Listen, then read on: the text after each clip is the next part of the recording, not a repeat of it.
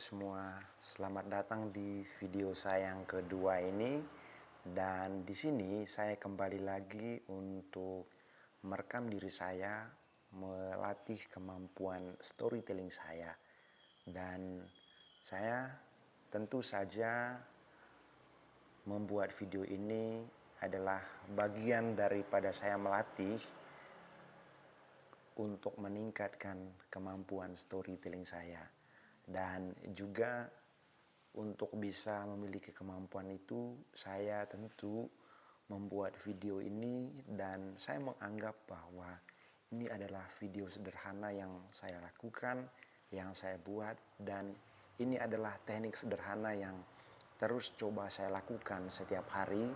Dan di video yang kedua ini yang nantinya akan saya upload di YouTube, bagi saya ini adalah tantangan bagi saya untuk terus konsisten, untuk menantang diri saya sendiri sejauh mana saya bisa. Dari video yang kemarin saya sudah tulis di channel YouTube saya.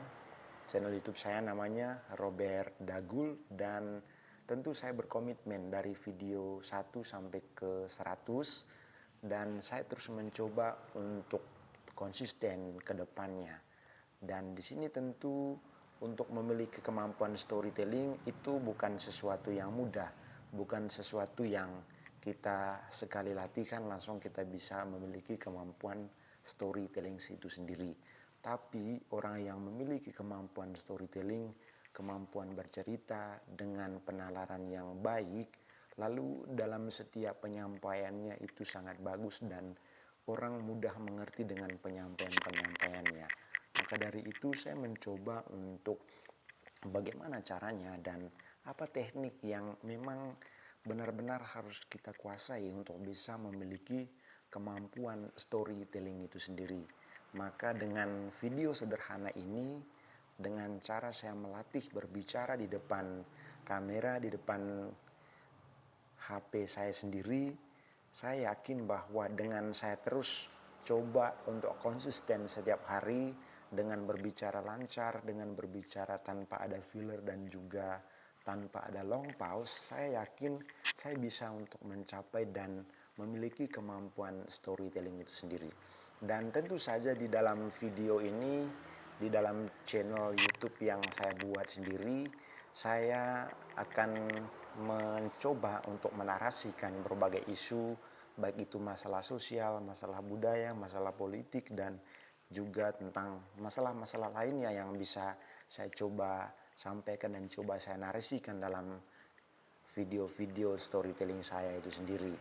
Dan saya mencoba untuk terus melakukannya setiap hari. Saya mencoba dan berusaha kira-kira bagaimana sih kalau misalnya kita pengen untuk mempunyai kemampuan bercerita, pengen untuk mempunyai kemampuan memberikan edukasi kepada orang, kira-kira sejauh mana kita bisa. Maka dengan cara itu saya mencoba melatih kemampuan itu. Saya mencoba secara pelan-pelan, dan dengan cara seperti ini saya tentu saja mencoba untuk melakukannya.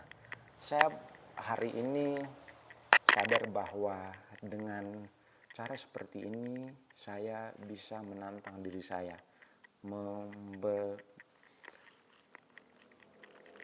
Di sini saya mencoba untuk bagaimana caranya saya bisa meningkatkan kepercayaan diri saya itu sendiri dengan video sederhana ini tentunya.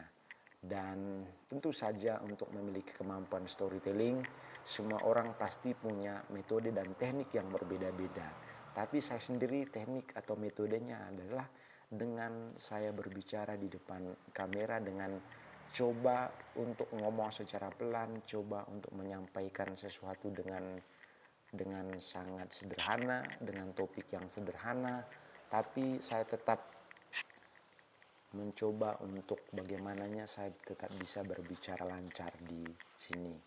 Dan seperti yang saya coba nonton di beberapa platform sosial media, ada begitu banyak orang yang memiliki kemampuan storytelling, mempunyai kemampuan berbicara di depan kamera, tapi mereka juga memberikan tips-tips yang tentu mereka sudah lakukan.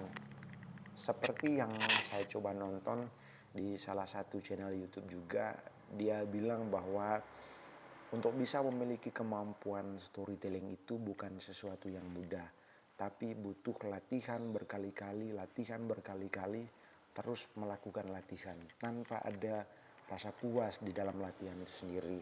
Nah, saya mencoba untuk melatih kemampuan itu, kira-kira apakah saya bisa. Dan tentu di video yang kedua ini saya berbicara di depan kamera itu tanpa ada persiapan apa-apa, tanpa ada skrip, tanpa ada saya persiapan menulis pun. Saya muncul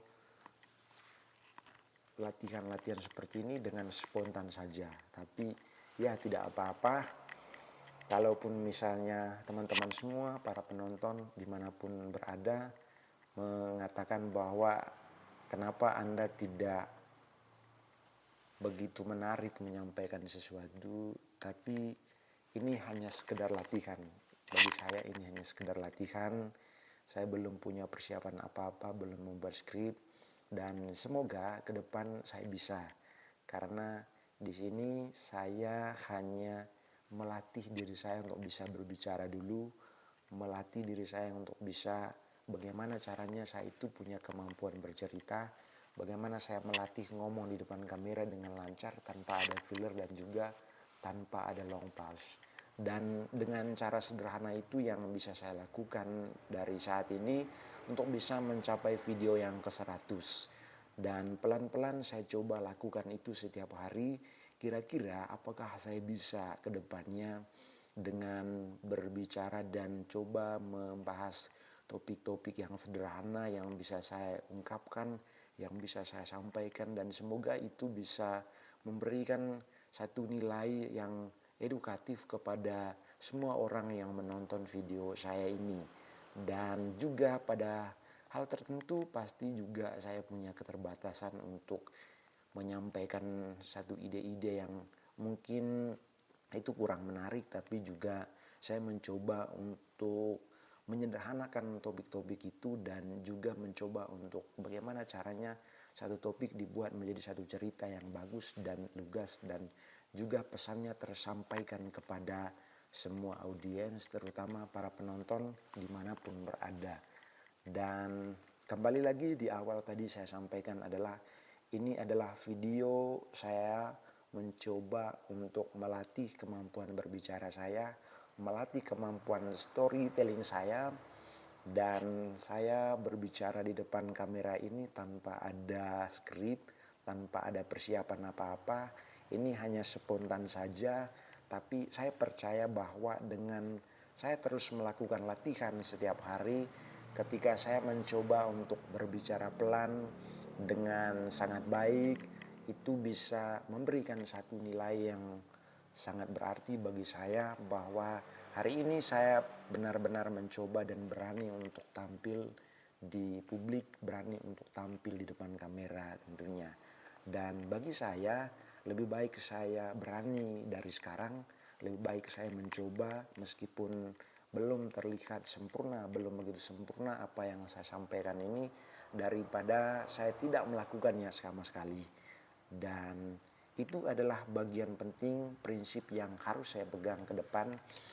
Meskipun apa yang saya sampaikan tidak begitu penting menurut orang-orang dan juga mungkin kurang begitu menarik, tapi di sini saya mencoba untuk terus konsisten dan berani mengangkat topik-topik sederhana, mencoba untuk membahasnya dengan narasi yang baik, dan juga ini adalah bagian penting yang menurut saya yang bisa saya lakukan sejak dari sekarang di video yang kedua ini.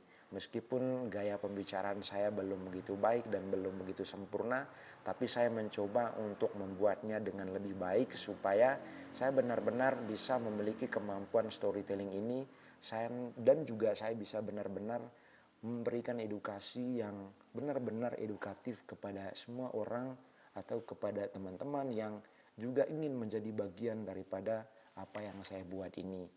Ayo teman-teman semua, mari kita sama-sama belajar kita mencoba untuk menjadi seorang storyteller juga, ataupun juga hal-hal lain yang bisa kita ceritakan di dalam kehidupan kita setiap hari.